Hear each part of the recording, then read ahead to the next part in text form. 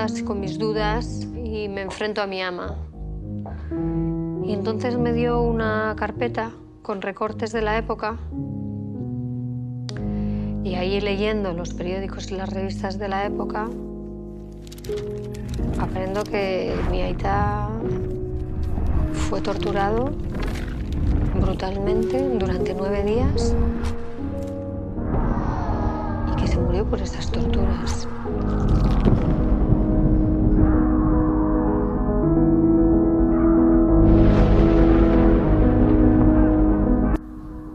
Tamara Muruetagoiena ezagutzeko aukera izan ez baduzue orain, Donostian giza eskubideen jaialdian estreinatu berri baita, Oihartzunak atxerekin idatzita, Oihartzungo medikua baitzen Esteban Muruetagoiena alaxe darama bertako osasunetxeak izena bera ere, baina zer gertatu ote zen Oihartzungo medikuarekin 77. Tira, esan dugu, gerra zibila aipatu bezalaxe, frankismoak zer nolako arrasto utzi duen, eta baita frankismo ondorenak ere. Bere aitaren izena berreskuratu eta gertatutakoa argitu, aitortu eta konpontzeko bidean ez du amorerik eman Tamara Muruetagoienak. Euskaraz zertxo bait badaki, Estatu Batuetan bizi da, baina bihotza Oihartzunen du egunero Tamara Muruetagoienak.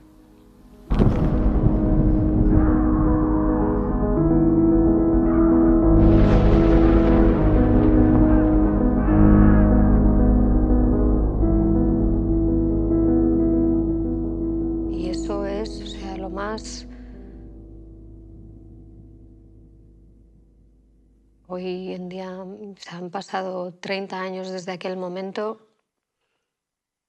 Yo no puedo conciliar todavía aquello, ¿no? No puedo. Esa es la perversión, la crueldad más bestial. Fue durísimo conocer aquello.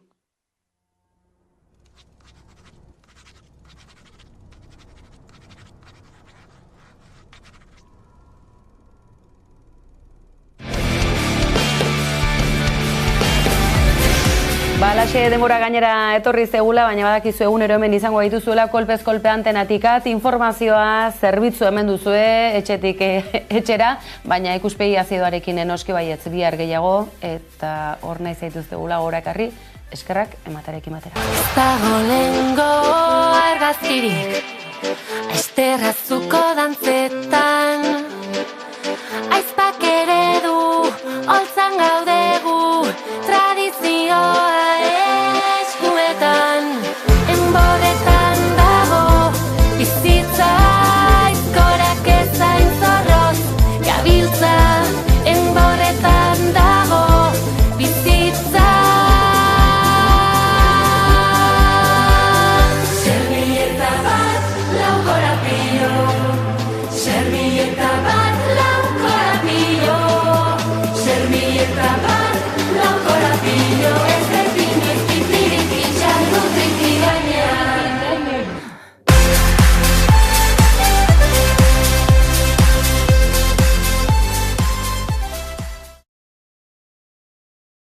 Hau ilargia da, hau argiaren abiaduran bidaiatzea, eta oso gizon argia. Zergatik diogun hori? Ba argi eta garbi esan da orain Euskaltelen argia eskaintzea erabaki dugulako. Baina ez bakarrik argiaren familiari. Guztioi! Bueno, eta argiaz gain beste gauza bat dakarkizugu. Ze gauza? Bagasa. Argi hor. Bai, energia 100% berdea eta gure lurraldean eragina duena. Argia eta gasa, Mari Tomasa. Eta ze izango da hurrengoa? Oraindik ez dakigu, baina dagoeneko pentsatzen ari gara. Euskaltel, zer nahi duzu bihar?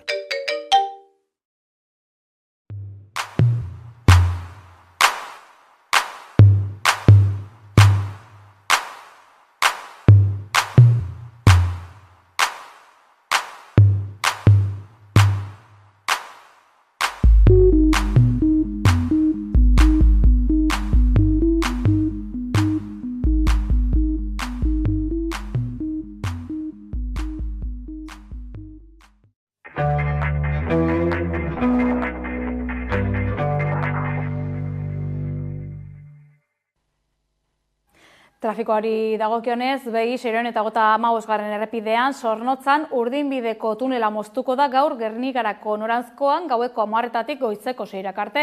Gainera, 8:00 San Mameserako sarbideetan Santa Anako tunelean Montevideotik Donostia, Altamira eta Bentazarra hegoalderako tartea moztuko da bihar asteartean, eta azkenik asteazkenean Bentazarra iparraldeko tunela moztuko da Santander eta Santiagorako noranzkoan. Aipatutako bi mozketak gaueko 10:00 goizeko 6:00 arte egingo dira. Informazio gehiagorako sartu bizkaia.eus atarian.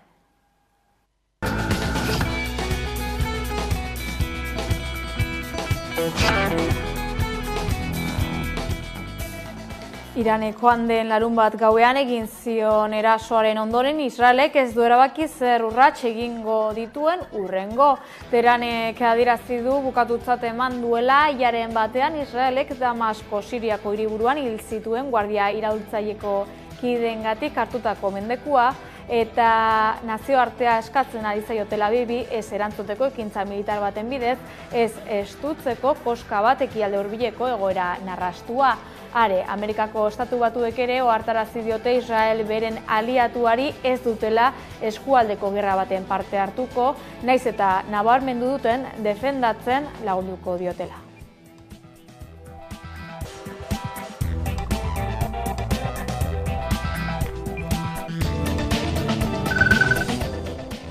Ziburun asteburuan gertatu dena indarkeria matxista ote den ikertzen ari da ordu honetan polizia.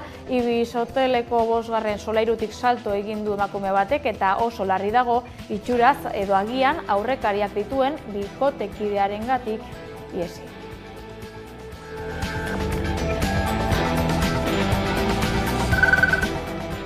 Realaren Urazpiko jardueretako sekzioak adierazi duenaren arabera, taldeko urpekariek dozenak akatumarrazo topatu dituzte hilik, Getariako portuaren bokalean itsasondoan. Kantauri itsasoko ohiko espezia da, 40-50 zentimetro inguru luze duena eta arrantza jarduerak direla eta arriskuan dagoen espeziea sekzioko urpekariek adierazi dutenez.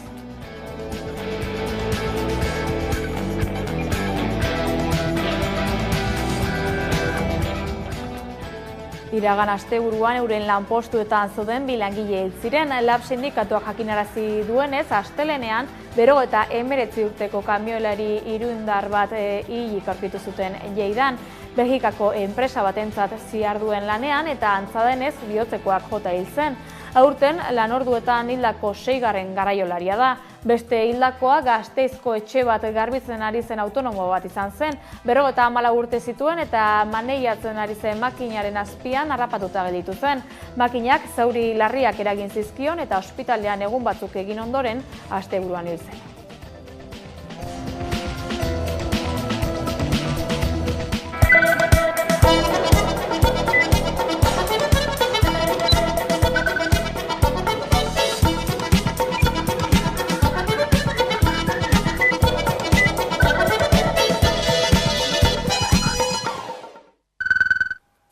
Gabon deizuela guztioi, akabera heltzen ari da Eusko Legebiltzarrerako hauteskunde kanpaina. Apirilaren 21 hitzorduari so daude alderdi eta lehendakari gaiak bideari aspaldi ekin da, baina amore emateko gogorik gabe. EITB-ren azken inkestak tentsioa bizitu du bi indar nagusien artean, EH Bilduri eman baitio garaipena estreinakoz boto zein eserleku kopuruari dagokionez.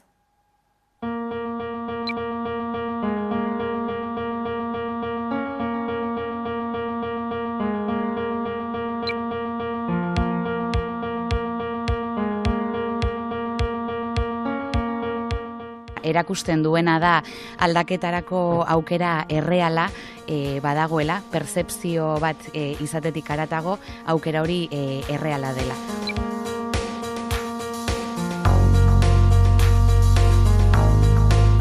Aste dezisiboan sartzen garela, dudarik ez dago, aste honek markatuko duela emaitza, 21ean emango den emaitza, beraz, parte hartzea oso importantea da, Euskal Gizarteari eskatzen diodana da, parte hartu, bozka eman, ez geratu etxean.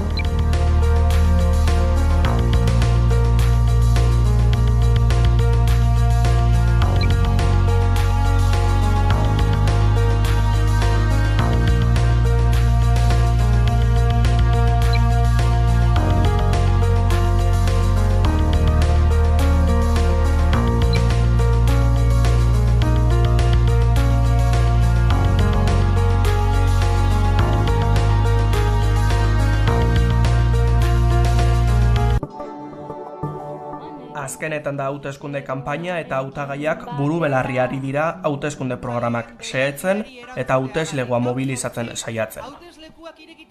EH Bilduko Iker Casanova Urdulizen izan da eta hitzeman du industria politika indartuko dutela. Hemen esan behar dugu, munduan emoten ari diren aldaketa sakonen aurrean, teknologikoak, geopolitikoak, aldaketa klimatikokoak eta bar luze baten aurrean, gure industria bide gurutze batean kokatzen dela. Eta gure industria etorkizuna izatea nahi badugu, politika industrial sendo, ausart eta helburuduna garatu behar dugula. Ildo horretatik Euskal Herria Bilduk proposamen asko egin du bere hauteskunde programan. Eusko Alderdi Jeltzaleak Amurrion egin du agerraldia Euskal jendarteari EAJaren konfiantza eskatzeko. Konfiantza eskatzea. Astebete geratzen zaigu, gure saiakera eta gure asmoa izango da konfiantza ematea gizarteari, azken urteotan egin dugunarekin, eskarmentua daukagu, uste dut talde prestatua daukagula, ilusio handia daukagu etorkizuneko Euskadi eraikitzeko, eta zentzu horretan gustatuko litzaiguke gizarteari humiltasunez konfiantza eskatzea etorkizuneko erronkei aurre egiteko. Alderdi sozialistaren hautagaiak esan du datorrenak zaintzen legealdia izan behar duela eta gizakidetza sortzea dela sozialisten helburua. Gizakidetzarekin gizarte zerbitzu unibertsalak, doakoak, kalitatezkoak eta berdinak sortu behar ditugu. Zainketak behar dituzten pertsonen guztientzat. Baina sozialistok aurrera eraman nahi dugu gure konpromisua da. Ezker konfederalari dagokionez, Handekalarreak hezkuntza eredua alda dezatela eskatu du. Nosotros queremos hacer con esta propuesta de publificación una invitación a todos los agentes sociales que están implicados en el sistema público y concertado en Euskadi para trabajar a favor de una única red. Eta Elkarrekin Podemosek osakidetza indartzeko konpromiso hartu. Osakidetza, gero eta okerragoa dago. Osakidetza privatizatzen ari dira eta horrela osasunerako duten eskubidea ukatzen zaie pertsonei. Balizko itunen aurrean Alderdi Popularraren garrantzia azpimarratu du Javier de Andrés lehendakari. Es que es muy importante que el Partido Popular tenga un papel relevante en el próximo Parlamento Vasco. 100 ordu baino gutxiago geratzen zaizkio inoizko kanpainarik lehiatuenari. Arabaragoa, CH Bildu lehen aldiz izango da indar bozkatuena Araban apirilaren 21 hauteskundeetan. Horrela joan da asteburuan Araban eginiko hauteskunde kanpaina.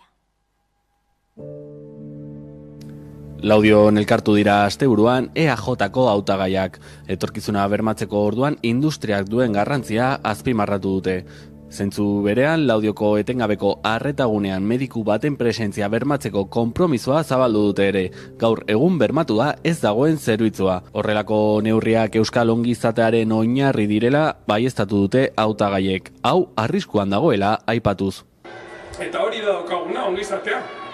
Eta hori denez daukaguna, hori da galdu dezakeguna. Eta hurrengo apirilaren 21 hori da jokoan daukaguna.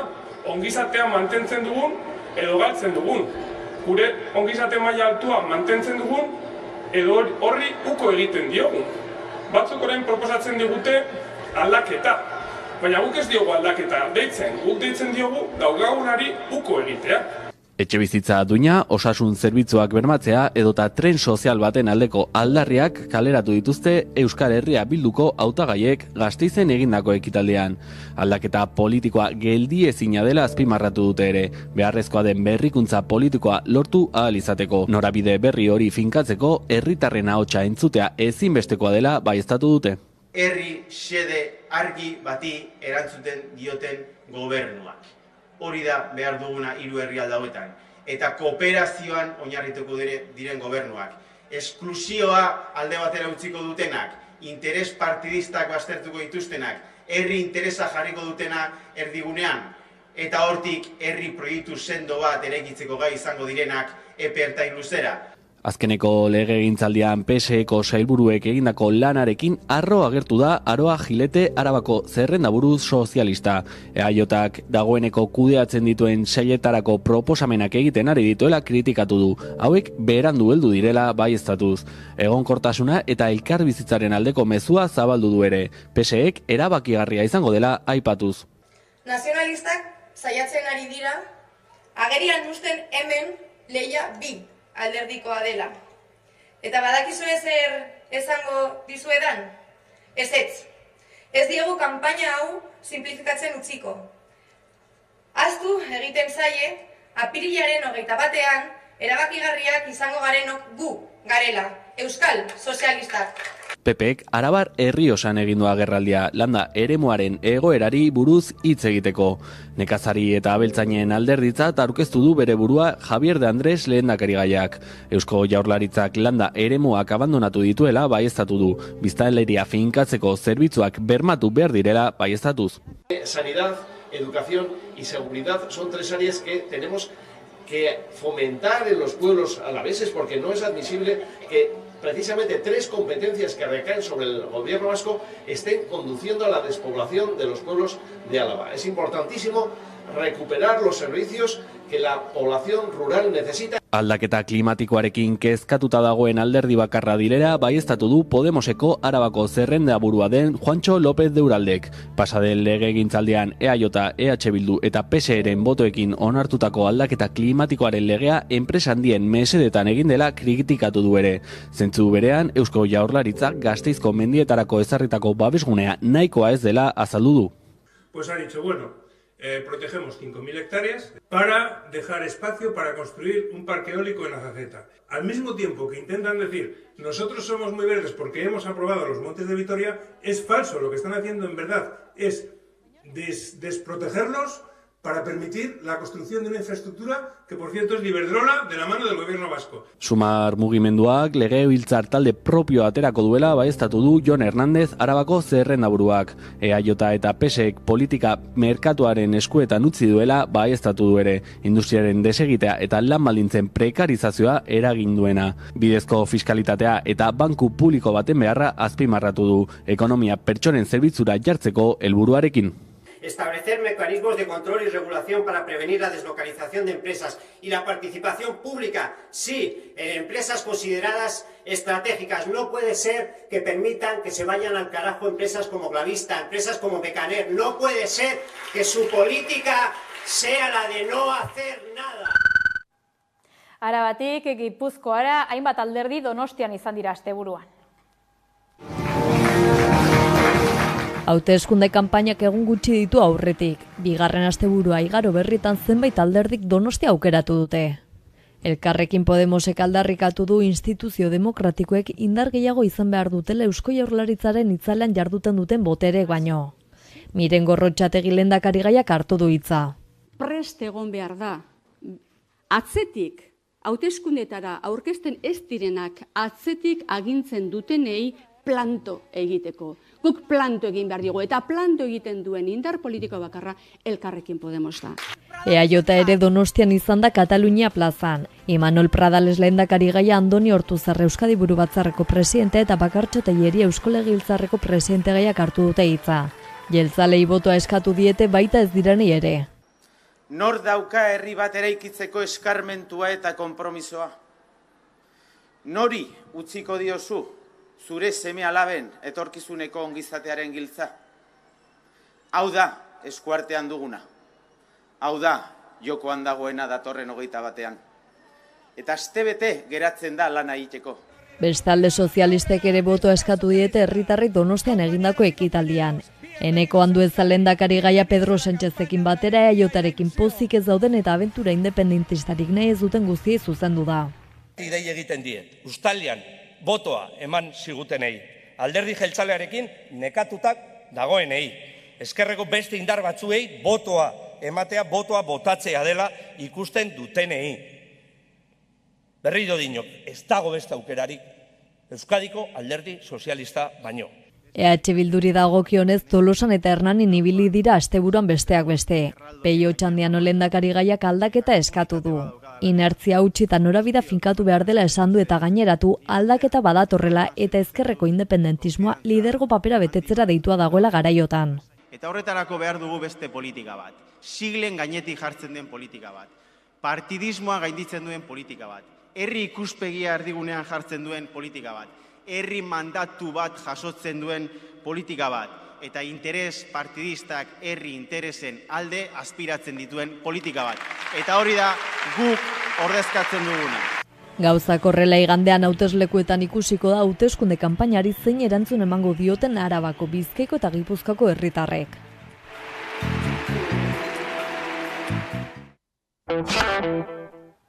Gaizaldatuz, Gernika memoria historikorako leku izendatu dute ofizialki, eztabaida eta gorabehera batzuk izan ditu auziak, Espainiako gobernuak hasieran juntetxea izendatu nahi baitzuen memoria leku.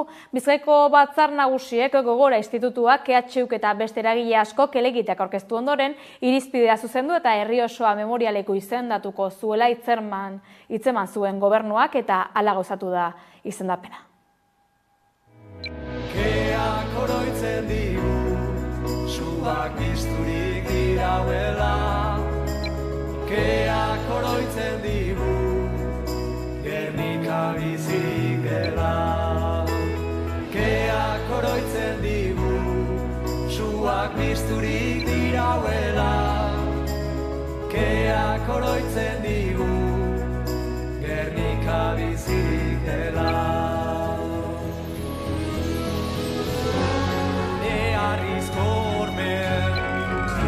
Azpian urperatu duen, hamarkadetako iskiltasunak diosku pozen, egiak mutu dirauela, azaleratu behar dela, lau haizetara edatzea geure lana dela.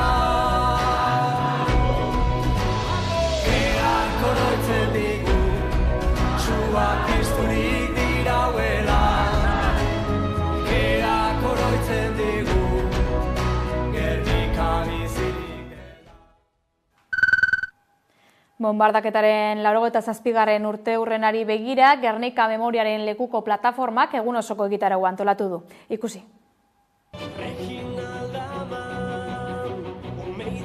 Memoria mundua begiratzeko modu bat da.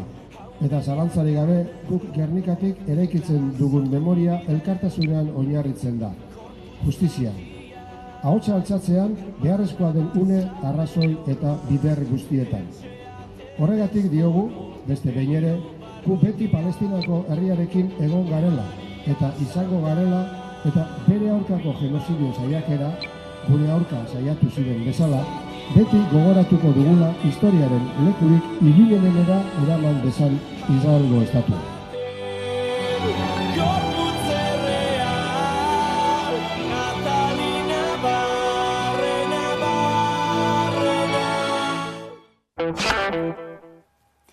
Euneko 56ko parte hartzearekin Igeldo tokiko erakunde txiki gisa eratzea erabaki dute herritarrek Igeldoko herri kontseiluak eta Donostiako udalak adostutako galdeketan. Igeldoko bizilagunek baietz esan dute. Igeldo toki erakunde txiki bat bilakatzaren alde bozkatu du herritarren euneko 85ek. Euneko 47ko parte hartzea izan du galdeketak, eta orain Gipuzkoako Foru Aldundiari dagokio baldintza hori ematea. Ziur asko aurtengo lehen erdian egingo duena, Eneko Goia Donostiako alkateak berak adierazi duenez. Behin eskaera hori onartuta Igeldoko administrazio deszentralizatua ahalbidetuko du. Donostiako udal mugartan integratuta jarraituko duena, baina hemendik aurrera autonomia maila handiagoa izango du. Eta horri esker gainera eguneroko hainbat alderdi kudeatu ahal izango ditu eta erantzun hurbilagoa eta biztanleen beharrei erantzun ahal izango die. Figura hori Gipuzkoako beste toki batzuetan ere badago, Itziarren edo Ereinotzun esaterako. Guztira 462 boto eman dira, eta horietatik 491ak baiezko botoa eman diote galdera honi, ados altzaude Igeldoko toki erakunde txikia sortzarekin. Beste 75 biztanlek ez bozkatu dute, eta beste 4 boto zuri eta 2 baliogabe erregistratu dira. Igeldoko herri kontseiluak emaitzaren balorazio positiboa egin du. Esan duenez jende asko parte hartu du eta aurrez egindako informazio bileretara joanak ziren gehienak. Orain aurre ikusita dagoenez lehen urtean aukera izango du Igeldok berdeguneak mantentzeko, zuhaitzak zaindu eta landatzeko, bideak eta zerbitzu publikoa garbitzeko eta argia jartzeko. Eta erakunde deszentralizatuaren mendeko beste jarduera batzuk izango lirateke diru laguntzak ematea eta transferitutako eraikinak mantentza eta berritzea, hala nola eskola zaharra edo itsasaurre besteak beste. Etxebizitzari dagokionez arituk eta etxebizitza sindikatu sozialistak pertsona guztiontzat kalitatezko etxebizitza aldarrikatu dute. Iruñerriko Etxebizitza Sindikatu Sozialistak eta Arituk Iruñeko udalak etxegabentzat eskaintzen dituen baliabideak kritikatu dituzte ostiralean emandako prentsaurrean. Etxegabeak ostatuetan hartzeko programa kritikatu dute. Etxerik ez dutenei eskainitako alternatiba horiek ogi apurrak direla salatu dute. Ainhoa Mendiluze Etxebizitza Sindikatutik familiek hoteletan edo aterpetetan bizi dituzten egoera tamalgarriak kontatu ditu. Familia handiak bizi dira logela bakarrean, askotan ez dute sukalderik, ez dute hozkailurik, eta beraz janari guztia etxetik kanpora erosi behar dute eta horrek gastu ekonomiko bat sortzen die, edo aurrak dituzte eta aurrek ez dute leku aproposik leku etxe bizitza horietan ikasten egoteko fundamentuz. Medioetatik askotan esaten dute etxerik gabe gelditzen diren pertsonak edo beto esan da etxegabetzen dituzten pertsonei eskaintzen zaiela alternatiba bat, hotel bat dutela, aterpetxe bat dutela, baina gero ez da esaten horren atzean zer dagoen eta ze baldintza kaskarretan dauden. EH Bilduk Iruñeko agintemakila abenduaren amaieran hartu ostean, Joseba Siron alkateak lehentasun jarri zuen etxerik gabekoei arreta ematea. Ordutik baliabideak bikoiztu egin dituzte. Aterpetxetako eskaintza handitu eta gaua pasatzeko hostal eta hoteletako zenbatekoa ere gehiago da orain. Arazoak irtenbide integrala behar duela ere badakite eta lanketa horretan ari dira. Iruñan 5.000 etxebizitza huts daudela adierazi dute eta horiek herritarren eskura jarri beharko liratekela gehitu dute. Gutxi balitz bezala, 5 lagunek epaiketan daude asteazkenetik aurrera. Jarautako blokea azaroan ustu zuen poliziak udalaren aginduz eta antzirenei elkartasuna adieraztera joan ziren 5 horiek salatu zituzten. Salaketa horiek Iruñeko udalak babestu ditu eta honen harira asteazken honetan Iruñeko epaitegian elkarretaratzea eginen dute Aritu eta Etxebizitza Sindikatu Sozialistak. Euskal Herriko Kontseilu Sozialistak azaldu duenez, Donostiako, Gasteizko, Bilboko, Iruñako eta Tuterako zenbait iturritako urak gorriz zintatu dute Palestinar herriaren sufrimenduak gogora ekartzeko eta Israel egiten ari den genozidioa salatzeko. Nabarmendu dutenez, bere sorreratik Palestinaren kolonizazioa oinarri izan duen Israelgo estatuak 6 hilabete baino gehiago daramatza Gaza suntsitzen. Iruñeko udaltzaingoak jakinarazi du 2 gizon atxilotu dituztela goizaldean, iturri batera tinta gorria botatzea egotzita.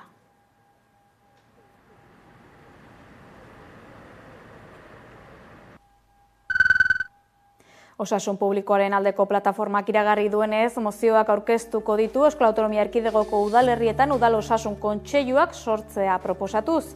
Era berean, neurriak eskatu die erakundei aurrez aurreko arreta gehienez ere 2 eguneko epean bermatuta egon dadin. 13 puntuko idazkia ondu du plataformak eta laguntza eskatu die talde politikoei alden heinean Euskal Autonomia Erkidegoko udal guztietan aurkeztu ahal izateko.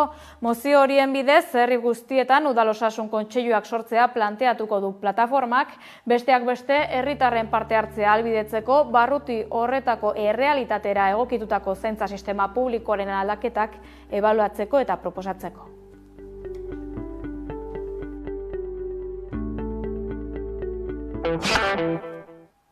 Berrogeita margarren urte horrena du 2024 honetan, LAB sindikatuak eta maiatzaren lehenera eraman du ospakizun. Hori deialdi nazionala egin dute Iruñean eta Ipar Euskal Herrian ere izango da delegaritza bat, bertan emandako aurrera pausoak ere nabarmendu asmoz.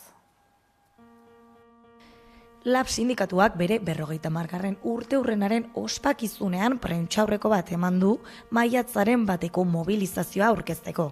Garbine Aranburu LABeko koordinatzaile orokorrak eta Imanol Karrera Nafarroako bozeramaileak hartu dute hitza, azpimarratuz mobilizazio bakarra eta erraldoia eginen dutela hemen Iruñean.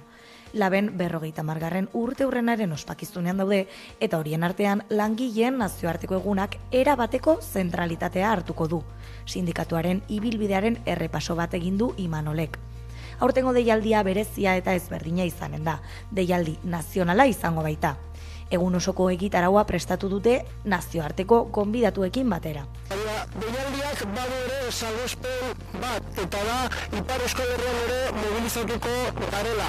Urte luzez, bazterketa sindikala pairatu dugu, eta zen behar dugu azkenen zentzugabekeri honi amaiera hemen diogula, gainditu dugula, eta berez dagokigun tokian egongo garela Ipar Euskal Herrian ere maiatzaren lehenean. Garaipen bat da intersindikalean egotea, eta horregatik lagun delegazio bat egonen da mobilizazio horretan. Garmin Aranburuk bere aldetik langileek dituzten lan baldintzak kolokan jarri eta salatu egin ditu. Honetan argi dagona da, langileek alternatibak behar dituztela, langileek alternatibak eskatzen dituztela, aldaketa politikoak behar dituztela, eta ikusten duguna da, Europako estatu ezberdinetan, nola, institutu hau, ultraeskuinak eta fasismoak baliatzen duen, bere ideien zabalkunderako. Beraz, maiatzaren batean Gaztelu plazatik abiatuko da manifestazioa goizeko 11:00 eta 12:00 ekitaldi nagusia izanen da Anaitasuna kiroldegian. Bazkaria eta kontzertuekin amaituko dute egun osoko egitaraua duenarekin. Nazioartean, aipatu dugu lerroburuetan ere, ekialde hurbileko egoera oso larria da. Iranek Israeli eraso egin ostean, orain Israelen erantzuna etor daiteke eta horrek oso ondorio latzak utzi ditzake lehenaz gain. Benjamin Netanyahu Israelgo presidenteak deituta, goizeko ordu batetatik bilduta dago gerra kabinetea eta ondorengo orduotan espero da erabakiren bat hartzea. Estatu Batuek eta NATOko kideek besteak beste jada eskatu diote Israeli egoera are gehiago kertu ez dezala.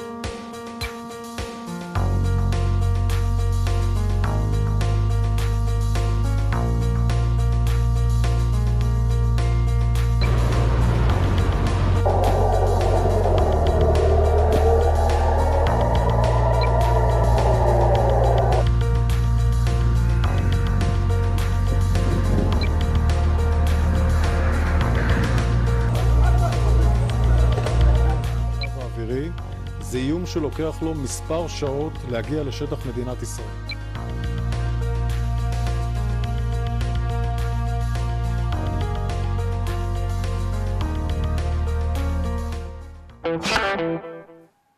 Kiroletan, Espainiako kopa irabazi eta astebete eskasera iragarri du Raúl Garziak erretiro hartuko duela, 37 urterekin utziko du futbola Athletic Kluben elastikoa jantzita.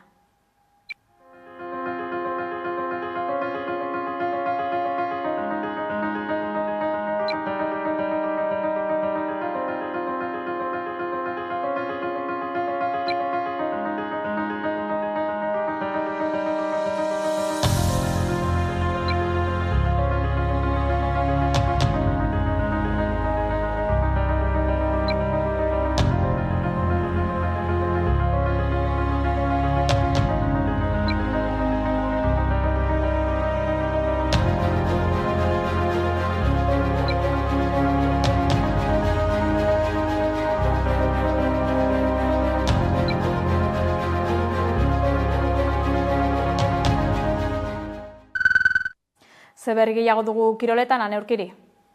Kaixo, gaurko kirol errepasoa futbolarekin hasiko deu, ze atxeden aldiren astean itzuli da Liga Txapelketa, eta kasu honetan Athletic oso unegozoa luzatzen ari da, atzo ere lezaban beste garaipen bat erdietxizoan, kasu honetan Atletico Madriden aurka, bat eta huts, 7. garaipena errezkadan zuri-gorrientzat, eta ez hori bakarrik ilusioa areagotzen doan garaipena da, ze urren urtean Europa jokatzeko borroka horretan bete-betean sartzen dira zuri-gorriak, Levante 3 puntura daukate, Txapeldunen Liga oso gertu, azken txampa honetan, eta beraz, David Anmarren taldeak behintzat lortu dugu azken txampa honetara, erronka handi baten aurrean dagoela, ez? Agian zalantza batzuk egon zitezkeen, ez? Trantzizio garaia, entrenatzaile berria, baina nik uste dut atzetik aurrea indoala Athleticek, batez ere etxean sekulako sendotasuna erakutsi dugu eta talde izaera bat erakutsi dugu Atletikek, eta horrek eraman dio azken unera arte horre egongo dela gerra ematen, eta esan bezala ilusioa, jako gizonezkoekin ilusioa eragin badeu kopako garaikurrak, Atletiken azken txampo honek ere badaka zer ikusirik, Realaren kasuan ilusioa ipinitxado edo erronka bezala ipinitxado maiatzaren 18ko kopako final hori Bartzelonaren aurka jokatuko dana, bigarren finala 5 urtean, baitxa ere lorpen meritxu handiko lorpena, baina ligan kasu honetan Natalia Arroyoren taldea kasitik gehiago dago eskaintzen gozotik baino. Asteburu honetan azken zailkatuen aurka berdinketa xume bat soilik erdietxizoan zubietan gainera, maila galduta dakan Huelvako Esportinen aurka, eta horrek pixka bat ligari dagokionez behintzat gelditzen da inoren lekuan ez dagoela, 8. postuan, Atletik oso urrun dauka, gora egitea oso gaitze ipintzezako, egia da behera begiratu ere ez duala egin behar, eta ez dala realitatea ez, baina egia da ligan hor dagoela, zikapenen erdian kokatuta, eta ez gora eta ez bera arituko da. Esan bezala nik uste dut ere begirada danak kopako final hartara daudelako ipinita, baina hobetu beharko ditu gauzak realak ligan behintzat beste aho zapore batekin agurtzeko denboraldi hau. Sentsazioak asko hobetu duana Eibar da.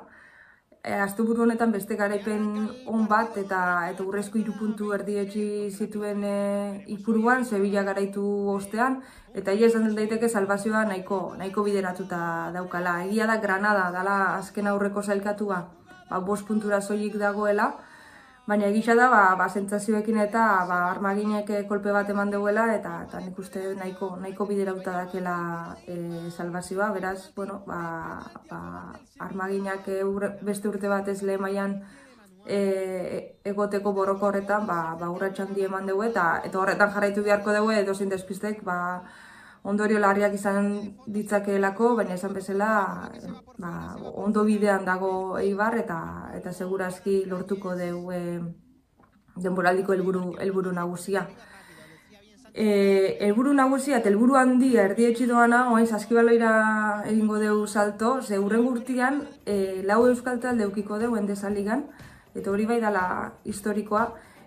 Osez Ardoi taldeak, zizur nagusiko Saskibaloi taldeak barkatu, igoera erdietsi dugu asteburu honetan, Unikaja garaitu ostean, eta garaipen honekin, esan bezala, hurrengo urtean Endesa ligan jokatzeko txartela irabazi dugu, eta bertan izango da, Araskirekin batera, maila mantentzea lortu dugu, eta IDK eta Gernikarekin batera. Kasu hau da, 3. talde nafarra izango da, historian goi mailan elitean arituko dena, Klub Baloncesto Navarra eta Obenasaren atzetik, eta beraz, esan bezala,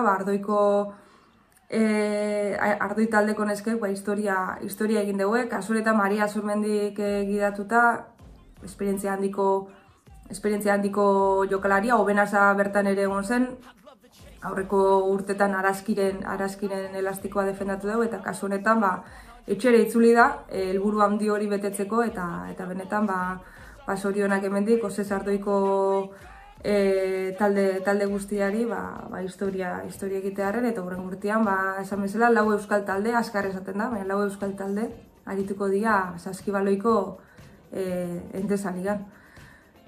Bukatzeko errepasoarekin, A2 pilotako binakako txapelkete izango dugu mintzagai, ze ja finala definitu da finala gainera larun bat honetan jokatuko da. Asteburu honetan Biarritzen jokatu zen bigarren finalerdia, Barrokal Agirre eta Liera Iturregi eta Oiana Orbegozoren aurka, eta Barrokal eta Naro Agirrek lortu dugu finalerako txartel hori, erraz edo eroso aritu ziren Miarritzeko pilotalekuan, eta 10 eta 22 markailuko garaipenarekin finalerako txartel hori eskuratu dugu. Aurrean izango dute Ruiz de Infante eta Galeano, kasu honetan hauek astebete lehenago jokatu zuten beraien finalerdia, Zabaleta eta Zabalaren aurka. Gehiago sufritu zuten, 22 irabazi baitzuten, baina azkenean finala jokatuko dute, agian atxeden gehiago izan dute, baina esan bezala euren finalerdian estu hartu zituzten Zabaleta eta Zabalak, eta beraz oso final parekatua espero da Antzuolan, larunbat honetan, apirilako 6 hasiko da pilota jaialdia, eta esan bezala final handia jokatuko dute Barrokal, Agirre eta Ruiz de Infante da Galeanok. Binakako txapelketa hau abenduan hasi izan, asteburu honetan amaituko da, inoizko luzeena izan da, eta benetan sari potoloa daukate jokoan bi bikote hauek, eta ikusiko deu Antzuolako partida horrek horretan nor jazten duen txapel preziatu hori. Euskal Autonomia Erkidegoko hauteskundeetara itzuli Eneko Andueza PSeko lehendakari gaia elkarrizketatu dute Naiz irratian, ezkerreko politikak erdigunean jarri nahi dituela esan du. Entzun. Ezagutu ditugu ere, gutxi gorabehera publikoak izan daitezkeen inkestak, hauen arabera, PSE Euskadiko Ezkerra 3. postuan, 10-12 legebiltzarkiderekin geldituko da, alderdi honen balorazio eta bere programan sakontzeko ere bai, nola ez, gurean da Eneko Andueza, egunon? Egunon. Badirudi alderdi sozialista gakoa izan daitekela hauteskunde osteko negoziaketetan, zer behar da alderdi sozialistarekin gobernu akordio batera heltzeko? Zeintzuk dira eskaerak edota mahai gainean jarri behar diren elementuak? Guretako oso garrantzitsua da pertsonei kezkatzen zaien gauzak erdigunean jartzea, ezta? Batzuek badirudi bere proiektuetan hori ez dagola, batzuek baita ere badirudi alderdi sozialista ikusten dutela etxai moduan eta katzizugarria egiten ari dira, ezta? Eta Podemosi eta Sumarri buruz ari nago, ezta? Nik uste pertsonak arazo handiak dituztela, adibidez, osasun arloan, hezkuntza arloan, segurtasun arloan, eta beste politikak egiteko aukeria be eduki behar dugu, ezta? Egindakoari jarraipena eginez, ezta?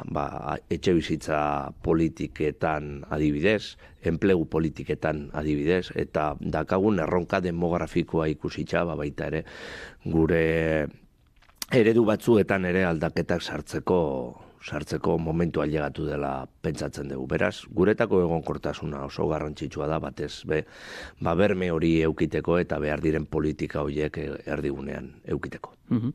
Azken inkestek EH Bilduri eman diote lehen posizioa, Eusko Alderdi Jeltzaleari 2. posizioa, badirudi gertu izango direla, edo kanpainan ere dagoeneko hainbatek aipatu dute Iruñeko udaleko akordioa, hor alderdi sozialista gakoa izan zen, zentzu honetan zerkez berdintzen ditu PSN eta PSE?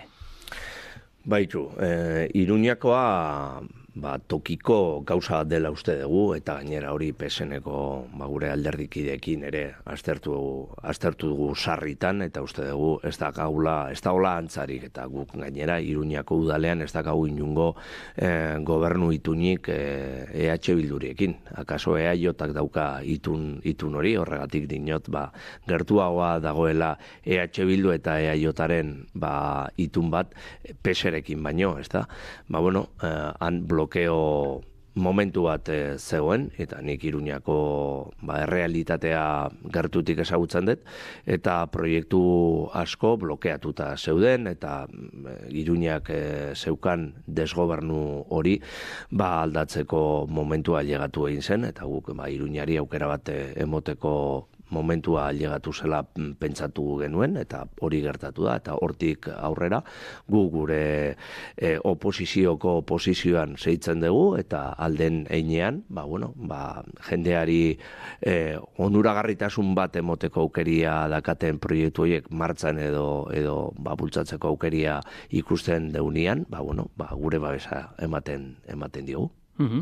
Akordioen zentzuan ere, etxe bizitzaren arloak ezberdindu egiten zaitue Eusko Alderdi Jeltzalearekin alderatuz gero, konstituzionalean errekurtsoa jarri zuen Jaurlaritzak, etxe bizitza legearen baitan eskuduntzai dagokionez, eta PSeko sailburuek idatzia ere plazaratu zuten. Jazora honek nolako eragina dauka akordio berri baterako gutxietxiak sentitu zineten? Ez da gutxia hori eta gainera gure eritxia gobernuan barne eman genuen, guretako hori ikusten dugu EH Bildurekin dakaten lehiaren barne, eta uste dut akats izugarria zela, batez be, uste dut Espainiako legeak aukeria ematen deskulako hainbeste politika gehiago egiteko, etxe bizitza arloan, adibide area tensionatu hoien deklarazioak martxan jartzeko eta beste politika batzuk.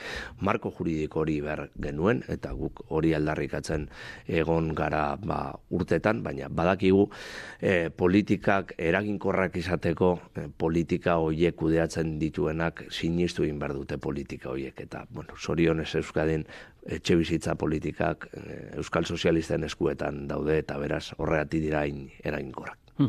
Hain zuzen ere, programan eta kanpainan alderdi askok gehienak ez badin bada aipatzen duzute etxe bizitzaren parkean eragina izan behar dela, etxe bizitza publikoaren eraikuntza aldarrikatzen da, baina eraikitzeak eragina dauka etxe bizitzaren merkatuan eta prezioetan?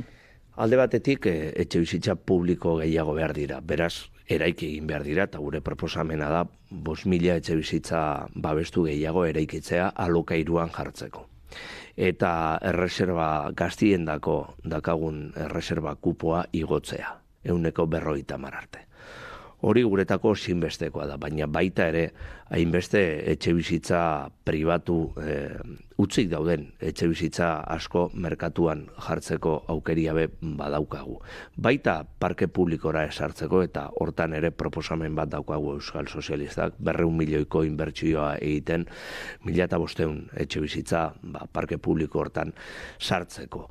Usteet garrantzitsua da ere merkatuan presio egokian eukileik esen etxe bizitza, lokairuzko etxe bizitza asko eukiteko aukeria badaukagula, eta batez be gaztiendako ditugun diru laguntzei bitartez, etxe bizitza hoiek gaztiendako eta behar dituzten pertsonendako eskuratzeko aukeria dakagula. Arata gehiago esango nuke baita ere beste alde garrantzitsu bat ere badaukagula etxe bizitza arloan, eta berrikuntzaren gaia, ez da? Uste oso importantia da dakagun parke pribatuan ere etxe bizitza horiek berriztea eta hainbat kasutan ditugun, sartutak ditugun hainbeste auzoei beste bizi bat emoteko aukeria ematia gure diru laguntzei esker. Adibidez, asensoreak jartzeko, efizientzi energetikoa sustatzeko, hainbat gauzetan. Uste, aukera onak eta politxak ditugula gure etxe bizitza arloan Euskadi ere berrizteko eta eman ditugun aurrera pausoei ere jarraipen emoteko. Abiadura handiko trenaren inguruan ere galdetuko dizut, horre galdera handia bada, ea noizko egongo den prest, baina baita ere jakineko genuke ea Ezkio itsasoko geltokia erabiltzen ez baldin bada, ardurak norenak izango dira? Nik uste beste bizi bat emoteko aukeri ere badaukagula eta beste tren zerbitzuak emoteko ere aukeria badakagula proiektu horrekin, ez da? Baina gure apostua beti esan dugu,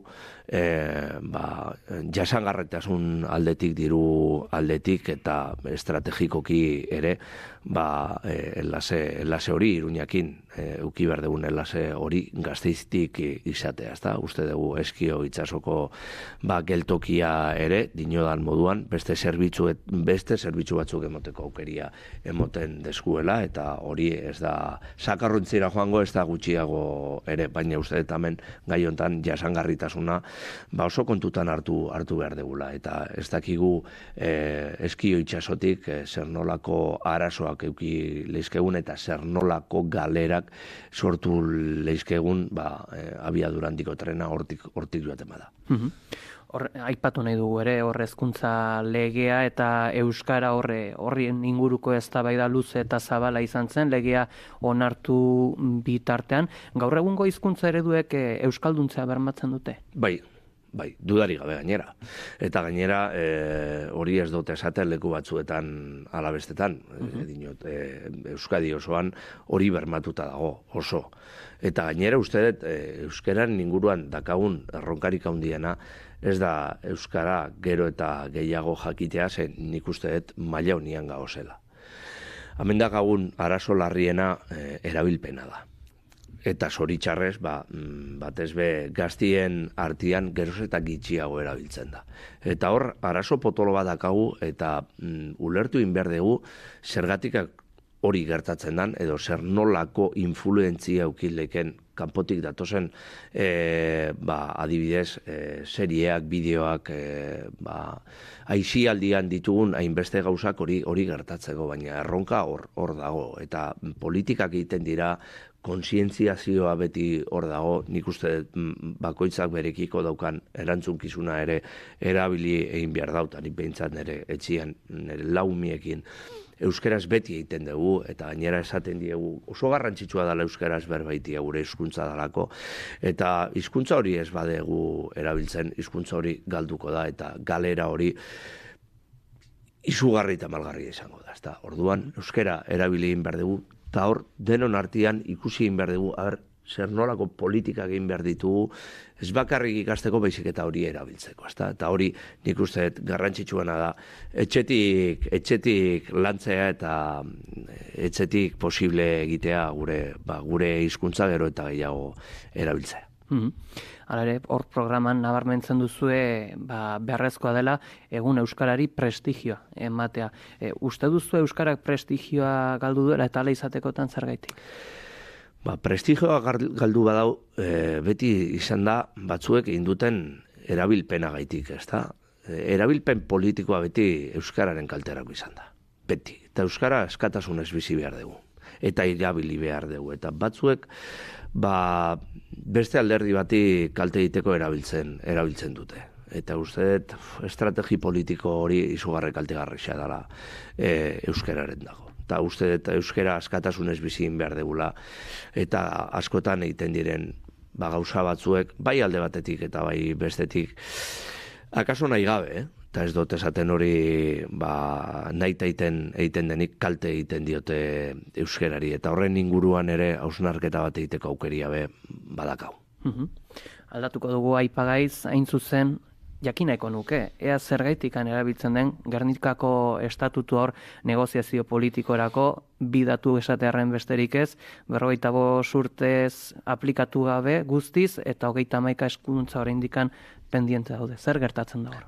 Gure borondate politikoa beti estatutu hori osatzekoa da, eta agerian dago, gure eskutik etorri diren hainbat eskumen, ez da, azkenengo legealdi hontan 14, eta Pedro Sánchez presidente den momentutik 17, ez da, eta hori ez dauka inoregin konparatzerik, zenbakisak hor dago, eta izugarri honak diraz, ez da. Guk esaten duguna, kaso, estatutuaren reforma iteko momentua llegatu dela. 45 urte eta gero garaia heldu da, eta ondino, lortu ez baldin bada berriztapen hori EAJ eta EH Bilduk beste gauzetan ibili direlako izan da. Eta uste garrantzitsua dela, behintzat, eta nik oso errespetu oso ikusten dut besteek egiten duten planteamenduak, baina uste dut oso garrantzitsua dela momentu hortan 45 urte hauetan lortu ditugun eskubide sozial guzti hoiek blindatzea, eta estatutuan ezartzea. Eta estatutu horrek eskubide sozial hoiek babestea eta bermatzea, ez da? Auskalo gertatzen dan etorkizunean, baina bada espada ere, gure estatutuan sartzen baditugu, hori Euskaldunon onurarako izango da eskubide hoiek bermatutak eukitea, ez da? Eta arata gehiago izango nuke baita ere, uste dut oso positibo izango litzatekela estatutu horrek, etorkizunera begira, elkarbizikidetza, askatasuna, pluraltasuna bermatzen duen estatutu bat eukitea, ez da? Eta uste guztiok batera klabe hortan lantzen badegu hori posible izango litzatekela. Eta uste beste gauzak sakabanatzen gaituztela eta hori batzeko aukeria emoten deskuela eta batuta baldin bat gaude beti askoz behin indartsuagoak izango garela pentsatzen dut. Azkenik, bitxikeri batengatik galdetuko dizut, hain zuzen Nafarroako hauteskundetan PSNek bere inkestak publiko egin zituen, gertaera nahiko ezoikoa, ez da ohikoa bere alderdiek, bere barne inkesta horiek publikoarekin zabaltzea. Zuek animatuko zinakete alako zerbait egitera do? Bitxo, dudakago arazo oso bitxi bat da. Eta arazo hori da inkestak Eusko Alderdi Sozialistari beti gero eukiten dituen emaitzak baino txartuago emoten deskuela beti. Eta hori arazo bada, eta gainera bitu, azkenengo adibide bat badaukagu, azkenengo hauteskunde generaletan hirugarren alderdi moduan agertu ginen inkesta guztietan. Eta azkenean irabazi genuen. Municipaletan eta foraletan beti atzetik. Gasteizko kasua ere oso bitxia. Inkesta askoretan laugarren alderdi moduan eta azkenean bigarrenak izan ginen eta alkatetza gure eskuetan dago. Nik inkestak dira, pero hemen balio daben inkesta bakarra urrengo domekian. Beti inkesten inguruan berbaiten dugu, baina esatia dakat, akaso urrengo domekian sorpresa emon leiken alderdi sozialista dela. Eta hor latzen dut. Badi geritzen gara mezu horrekin. Eta tarteare zabaltzen diegu, Kina Atorra Sagasti barkatu eta baita ere Patxi Zabaletari, geurekin daudelarik, bakoitza galdera bana. Ekina, hasi zuen nahi bezu. Noski baiet. Ederki, neko handeza, egunon. Egunon.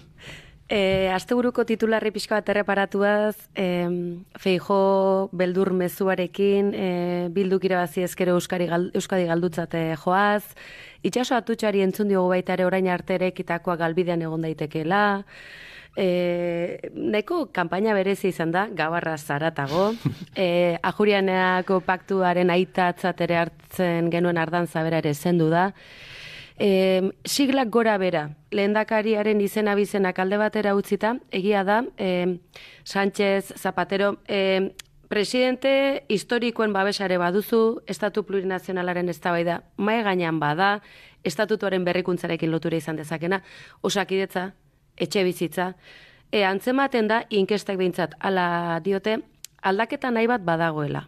Gauzak bestera batera kudeatzen hasteko, gobernatzeko, ez dizkizut galdera zuzenak egingo ez dizkidazulako erantzun hori apirilaren 21 ondoren etorriko da, baina kudeak eta horren arteko politika agintzen den eta zuzenan egunerokoan bizi dugun hori, aldatuko da? Aukera hori existitzen da?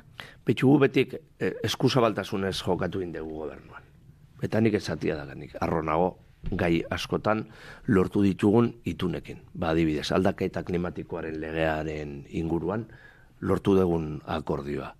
EAJak nahi zuen legea oso ezberdina zan, azkenean EAJak PSek eta Bilduk aurrera atera dugun legearekin, ez da? Nik uste eskuzabaltasunez jokatu inberdugula. Eta jendeari garrantzisa edo importantia den gauzak erdigunean jartzen baditugu eta gure zerbitzu publikoak hobetzeko aukeria baldin bat ditugu itun zabalen bitxartez, hori aukeria egiteko baldin badago nik ez dakat inungo arazorik edo norrekin paktatzeko. Eta hori agerian da. Baita Bildurekin ere. Noski baietz. Akordioa lortu ditugu legebiltzarrean hainbat eta hainbat gauzetan. Baina ez gu bakarrik. Ona etortzen da Feijóo, Bildur diskurtso hori egiten. Baina karajo. Alderdi Popularrak Bilduri lege bat onartu zion Eusko Legebiltzarrean legealdi hontan. Gurekin batera, eta mundua ez da apurtu, Hemen mundua ez da apurtu. Eta hori eraginkorra baldin bada, ongi etorria izan deizela, ez da. Askok eta askok Euskadira etortzen dira Bildur mezu batekin beraie Bildur direlako. Eta urduri daudelako. Euskal Sozialistak lasai asko gaude. Oso laskai asko badakigulako etorkizuna gure eskuetan ere egongo dalako eta gure klabea jendearen bizi baldintzak hobetzeko aukeria eukitia dalako. Orduan, klabe hortan uste deno murgiltzen bagara etorkizun ederra izango dela Euskaldun guztiendako. Patxi, zure txanda. Bai, egunon, eneko... Egunon, Patxi. Jauna, ze modu, zongi? Edarto. Ongi bukatzen ari da hauteskunde kanpaina hau edo zer. Bai, lasai gaude, lasai eta indartxu. Nik neketxuak direla dinote kanpaina, baina nei ez dakit rokanrola gehiegi gustatzen zaidan alazer, baina nik oso gustora nago. Hala ematen du, Nik egingo dizut galdera ideologiko bat erantzun ni baldin baduzu. Entzun dizut behin baino gehiagotan kezka bat, eta da abertzalea eta eskerra izatea ezinezkotzat edo ematen duzu batzuetan. Eta jakina, mundu guztiak badaki, RC, BNG, eta hemen Euskal Herria Bildu, berak behintzat beren burua ezkerrekotzat aitortzen dutela, eta hori gizarteak ikusten du, entzuten du, eta ontzat ematen du. Ez alda iritsi garaia hemen Euskal Herrian ere, eta Euskal Erkidego autonoman zehazki, alderdi sozialistak urrats hori eman eta hauteskundek esango balute ezkerreko alderdien gehiengo bat atera dela ezkerreko gobernuari bidea emateko, hori da galdera. Galdera berbera ontsa bertan Alsina jaunak egin dezta. Bitxia da baino, galdera hori, dinot, erdigunean daude, ni beti esan dut. EH Bildurako lehentasuna, independentzia baldin bada, proiektu horrekin ez dugu bat egiten. Esker politikak erdigunean baldin badaude, eta bere herri proiektua hortan baldin badatza, akordioak ailegatzeko aukeri eukiko dugu. Baina ontxe bertan, eta nik entzuten dodan heinean EH Bilduren diskurtsoak, dana soberani gehiagorekin konpontzea pentsatzen dute, eta guk horrekin ez gaude bat. Nik ez dut esaten, hemendik ez dakizen bat denborara, bidean elkartuko ez garenik. Hori agian posible ingo da. Baina horretarako EH Bildu inor baino hobeto daki zer nolako aurrera pausuak emon behar dute, eta ez etika aldetik edo iraganean gertatu den gauzen inguruan, baizik eta bere herri proiektuaren inguruan. Hor dago, eta beraiek ederki asko dakite, ez bakarri publikoki esaten dudan gauzengatik, baizik eta nik EH Bildurekin ere harremana daukadalako, eta noizian behin beraiekin elkartzen garelako, eta gai hau ere bai gaian egon delako. Auskalo etorkizunean zertatzen den. Adi izango bera, segurazki apirilako 21 aurrera galdera hobeagoak eta zehatzagoak egingo ditugula, gonbidatu zaude, ona etortzera beste behin. Heldu gara amaierara, hauek izan dira gaur-gaurkoz jaso ditugun albisteak, bestela ere badakizue sartu 11.eus atarian edo kuskusiatu gure sare sozialak. Bihar izango gara bueltan eta eraso taldearen oroitzapenak abestearekin agurtuko zaituztegu. Ongi izan.